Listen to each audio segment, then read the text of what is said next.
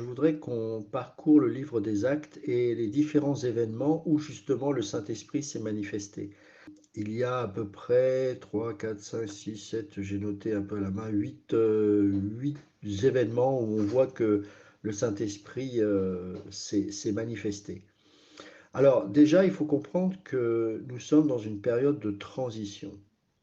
Et à chaque fois que le Saint-Esprit se manifeste d'une certaine manière et dans un ordre particulier, c'est dans le but d'enseigner ceux qui voient cette expérience se manifester.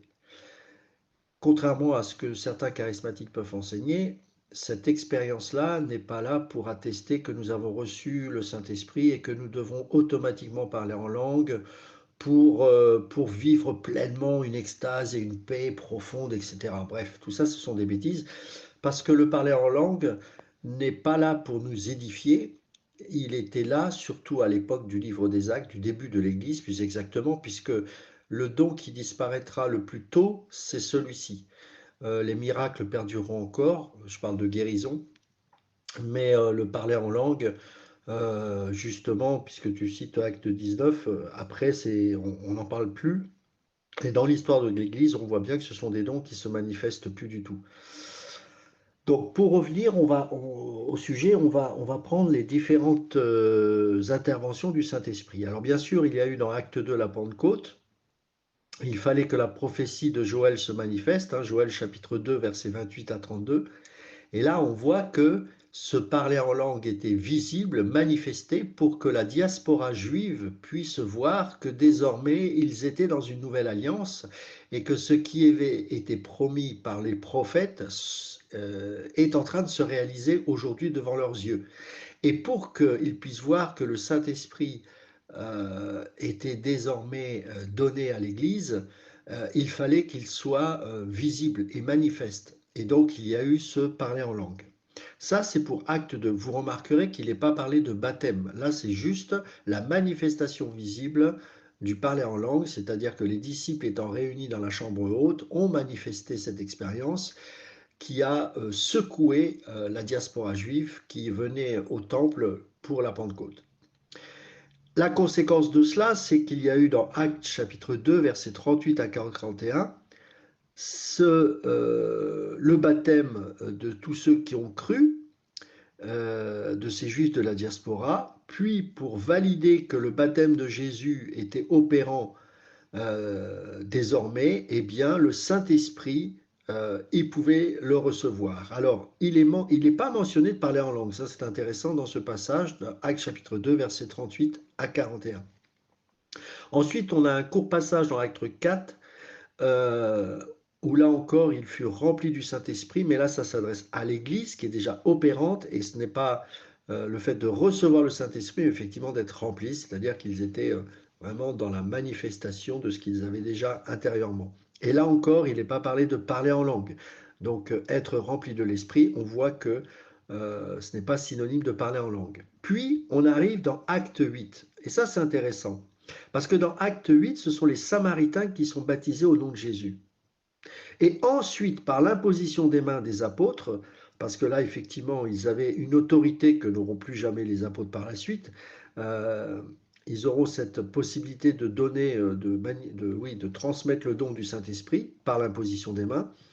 Eh bien, après avoir été baptisés, euh, eh bien, ces Samaritains reçoivent cette manifestation du Saint-Esprit par le parler en langue. C'est-à-dire que la manifestation visible qui atteste qu'ils ont bien reçu le Saint-Esprit, c'est le parler en langue. Alors pourquoi? Bah, pour plusieurs raisons. La première, c'est que, bien évidemment, il fallait valider le fait que le Saint-Esprit, il l'avait bien reçu. Mais il fallait aussi que les Juifs reconnaissent que les Samaritains pouvaient s'inclure dans l'Église. Imaginez que les Samaritains soient baptisés et qu'il n'y ait pas cette manifestation visible du Saint-Esprit, eh bien les Juifs auraient pu dire que les Samaritains blasphèment. Je parle des Juifs convertis, hein. Donc, pour attester le fait que ce baptême que les Samaritains reçurent au nom de Jésus était valable et qui n'était pas destiné qu'aux Juifs, il fallait qu'il y ait cette manifestation du Saint-Esprit pour montrer aux circoncis qui étaient convertis que les Samaritains incorporaient l'Église. Et donc, il était légitime qu'ils soient baptisés au nom de Jésus. Et ce qui attestait cela, c'était bien sûr la manifestation visible du Saint-Esprit. Donc, on voit bien qu'à chaque fois qu'il y a une manifestation visible, que ce soit parler en langue ou autre, c'est dans le but de préparer ceux d'enseigner en fait ceux qui étaient observateurs, qui étaient autour, pour qu'ils acceptent ce que le Seigneur était en train de faire, à savoir qu'il incorporait un nouvel édifice qui était l'Église et qui incluait non seulement les Juifs, mais aussi les Samaritains, les Grecs, etc. Dans Actes chapitre 9, là on voit du verset 17 à 19, on voit que Paul reçoit le Saint-Esprit, mais qu'il est baptisé ensuite. Et il n'est pas précisé de parler en langue. Bon, là, on comprend très bien que il était logique qu'il reçoive d'abord le Saint-Esprit, d'abord pour attester que désormais Dieu l'avait fait rentrer, incorporer comme étant une autorité dans l'Église, et par voie de conséquence, il pouvait être baptisé. Il n'y a pas grand-chose à dire sur ce passage. Là où c'est intéressant, c'est également dans Actes chapitre 10, versets 44 à 49. Là encore, on voit quelque chose de particulier, tout comme Paul, c'est que le Saint-Esprit est reçu avant le baptême. Pourquoi? Parce que là, on voit que ce sont des païens. Le Saint-Esprit devait convaincre l'Église que les païens également pouvaient incorporer l'Église et donc être baptisés. Et pour le convaincre les fidèles circoncis que le Saint-Esprit était aussi destiné aux païens, il fallait qu'il y ait cette manifestation visible du Saint-Esprit. S'ils avaient été baptisés euh, avant, et bien là encore, les circoncis les auraient considérés comme des blasphémateurs. Donc dans Acte 8, on voit qu'ils sont baptisés au nom de Jésus, les Samaritains, et qu'ensuite ils reçoivent le don pour attester que le baptême qu'ils reçoivent est bien correct. Mais là, à l'inverse, le Saint-Esprit se manifeste avant le baptême pour attester que les païens, eux aussi, ont droit de participer au corps et d'être les membres du corps de Christ, pour que les circoncis puissent voir que, eh bien oui, effectivement, ils peuvent être baptisés, et quand on est baptisé, on est incorporé dans l'Église, mais pour cela, il fallait que le Saint-Esprit se manifeste pour que les circoncis convertis, les fidèles circoncis, puissent dire avec évidence, ah bah oui, eux, ils reçoivent le Saint-Esprit, donc il n'y a pas de souci à ce niveau-là. Dans Acte 16, on voit que le geôlier est baptisé. euh, il a tout simplement cru et lui, il a été baptisé dans la foulée avec toute sa famille. Là, on ne voit pas forcément d'expérience manifeste du Saint-Esprit. Et enfin, on vient au passage que tu as cité tout à l'heure. C'est Actes chapitre 19, versets 2 à 6. Les disciples de Jésus étaient baptisés du baptême de Jean. D'accord? C'est-à-dire qu'ils n'étaient pas informés que désormais, il y avait le baptême de Jésus, et c'est ce baptême-là qui allait incorporer les croyants dans l'Église. Donc, là encore, à quoi sert la manifestation visible du Saint-Esprit, par le parler en langue notamment, pour montrer tout simplement que le baptême de Jésus attestait bien que c'était le bon baptême que désormais il fallait prendre, et que désormais le Saint-Esprit également les incluait comme membres de la famille de Christ. Pour résumer, toutes ces expériences visibles sont là pour montrer que désormais un nouvel édifice allait être instauré et qu'il était composé de circoncis, de samaritains et de païens en fait. Donc, à chaque fois qu'il y a ces manifestations, c'est pas pour expérimenter une extase, c'est pour enseigner, pour préparer à chaque fois qu'il y avait des gens qui se trouvaient là à ce moment-là, qu'ils puissent comprendre ce qui était en train de se passer.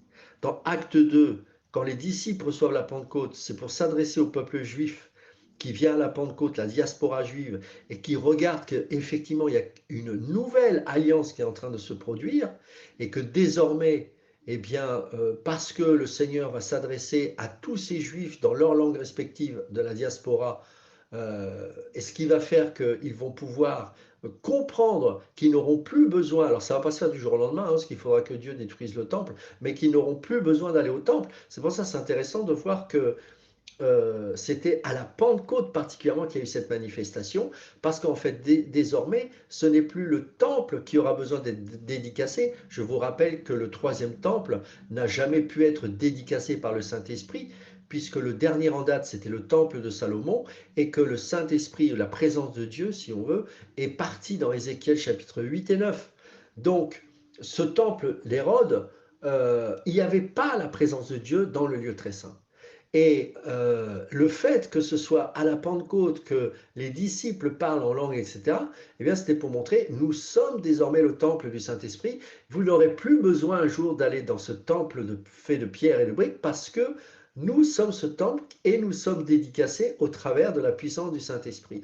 Et pour qu'il le réalise, il fallait que ce soit visible de manière glorieuse et puissante, d'où le parler en langue.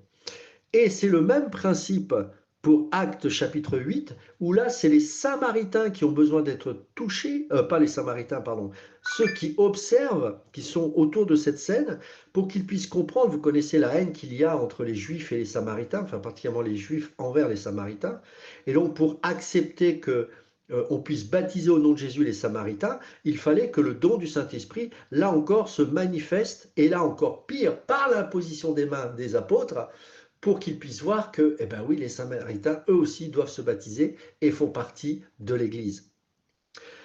Dans Actes chapitre 10, là encore, c'est au tour des païens et le Saint-Esprit est reçu avant le baptême, parce qu'il fallait convaincre les fidèles circoncis que le Saint-Esprit était disponible pour tous.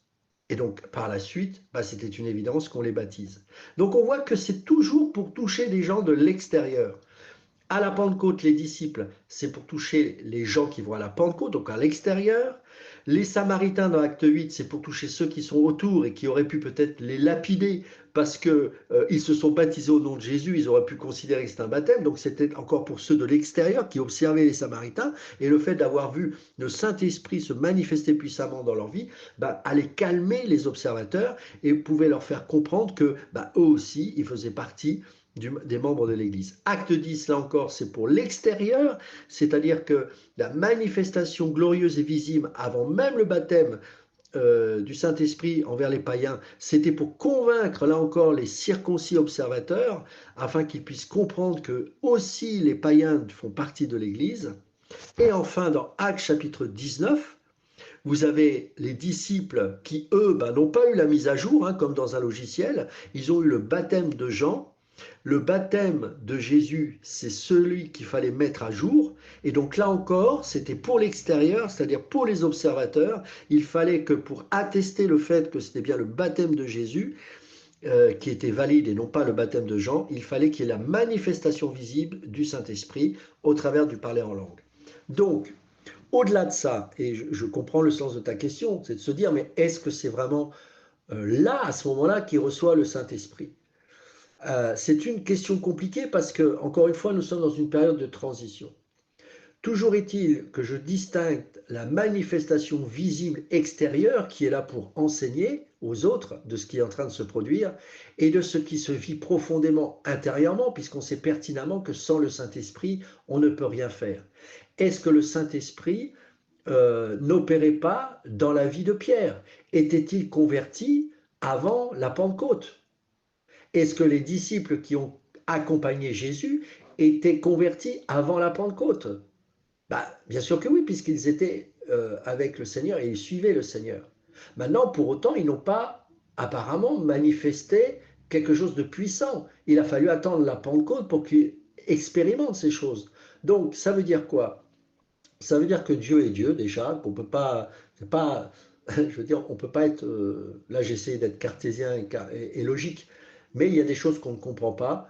Moi, je pense pertinemment que de toute façon, bien sûr qu'ils étaient convertis avant, bien sûr qu'ils ont reçu le Saint-Esprit, mais encore une fois, et c'est là où les charismatiques se trompent, ce sont des choses qui ne peuvent pas être valables pour nous, puisque les seuls moments où ces choses-là se sont manifestées, C'était tout simplement pour nous enseigner que désormais, le Saint-Esprit était destiné à tous et pas qu'aux Juifs, et pas qu'aux certains Juifs comme les prophètes, etc., et les rois, mais que tous, Juifs et non-Juifs, allaient faire partie de cette nouvelle Israël, de cette nouvelle Église, et c'est cette manifestation-là qui attestait, en fonction des interlocuteurs dans lesquels il se trouvait, avec les interlocuteurs qui pouvaient y avoir de différence, les Samaritains, les païens, les Juifs, ceux qui ont reçu le baptême de Jean, et bien en fonction de ça, ça permettait aux auditeurs et aux spectateurs de comprendre ce qui était en train de se produire. Bon, je ne sais pas si j'étais clair, euh, et je ne sais pas si ça a répondu à ta question, mais en gros, voilà. Donc, le Saint-Esprit a toujours opéré dans la vie des enfants de Dieu, depuis Genèse jusqu'à la fin. C'est simplement que cette manifestation visible avait besoin d'être justement visible pour montrer que désormais le temple avait besoin d'être dédicacé non pas dans un temple fait de pierre, mais un temple humain. C'est ça qu'il fallait comprendre. Et c'est important de voir que tous sans exception étaient touchés, que ce soit les circoncis, que ce soit les samaritains, que ce soit des disciples qui ont expérimenté uniquement le baptême de Jean ou les païens. Mais dans tous les cas, l'ordre diffère en fonction du message qui est apporté.